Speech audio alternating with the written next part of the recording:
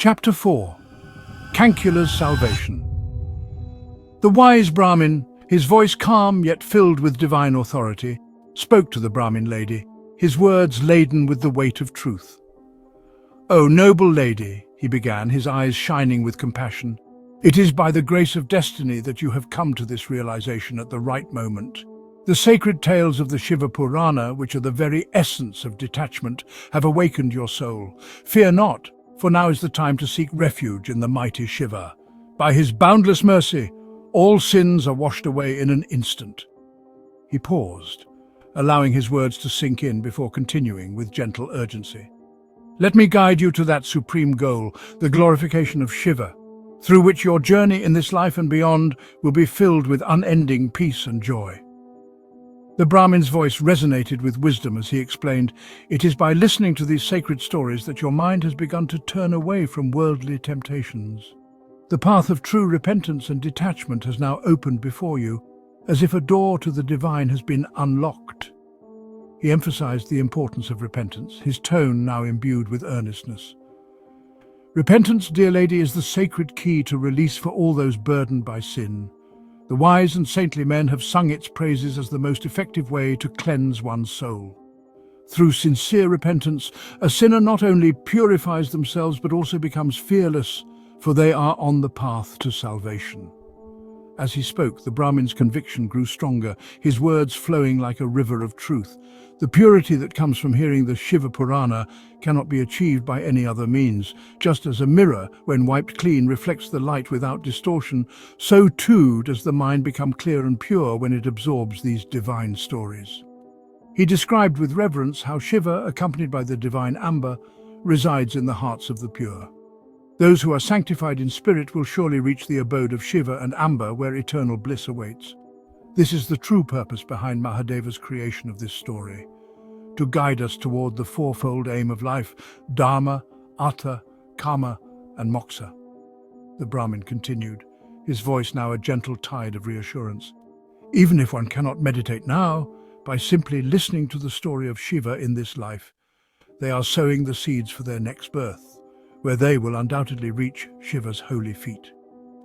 His words painted vivid pictures of countless sinners who, through the power of Shiva's story, were able to find salvation.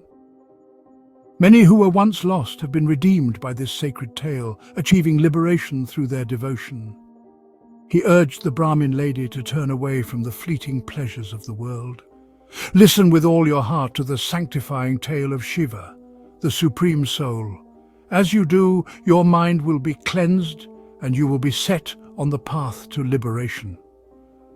The Brahmin's voice was solemn as he delivered his final assurance. "In this very life, one who meditates upon the lotus-like feet of Shiva with a pure heart will surely attain liberation. I speak nothing but the truth."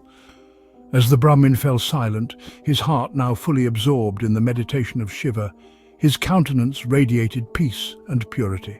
The Brahmin lady, Cañculā, felt an overwhelming surge of gratitude and joy. Her eyes welled with tears, and with trembling hands she fell at the Brahmin's feet, her voice choked with emotion as she declared, "I am truly blessed."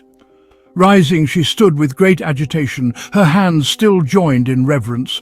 Her voice, though faltering with excitement, was filled with determination as she addressed the Brahmin. "O my lord, most revered devotee of Shiva, you are indeed blessed, for you see the truth and extend your compassion to others. I stand on the brink of the abyss, ready to fall into the ocean of hell.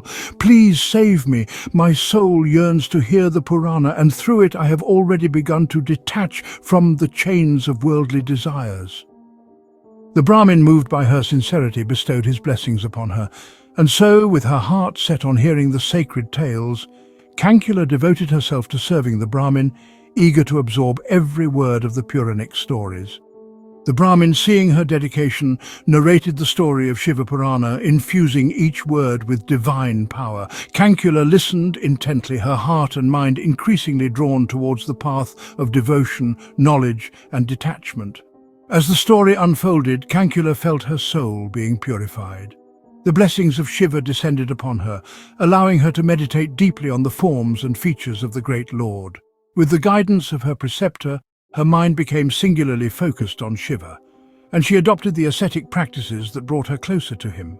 She clad herself in the simple bark of trees, matted her hair, and smeared her body with sacred ashes.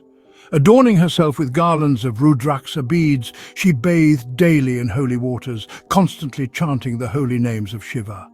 Her speech, her diet, and her entire life were regulated by the teachings of her preceptor, all directed toward the worship of Shiva. For a long time, Cañculā continued in this way, her devotion to Shiva growing ever deeper. When the time was right, she cast off her mortal body effortlessly, her soul ready to embrace the divine. In that moment, a celestial chariot, radiant with brilliant colors and sent by Shiva himself, appeared before her. With her sins and impurities cleansed away, Cañculā ascended the chariot which swiftly carried her to the holy city of Shiva.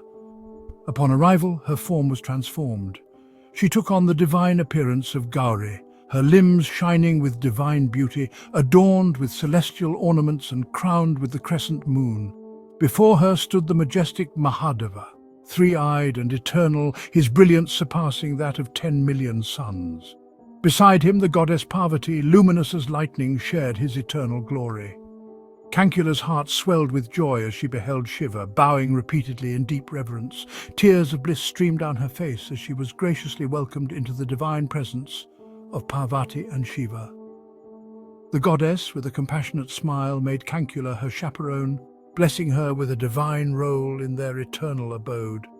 Thus, Cañculā, once the wife of Binduga, attained a divine form and found her place in the realm of Shiva, a place of everlasting bliss where she would enjoy unceasing divine pleasure in the eternal presence of the gods.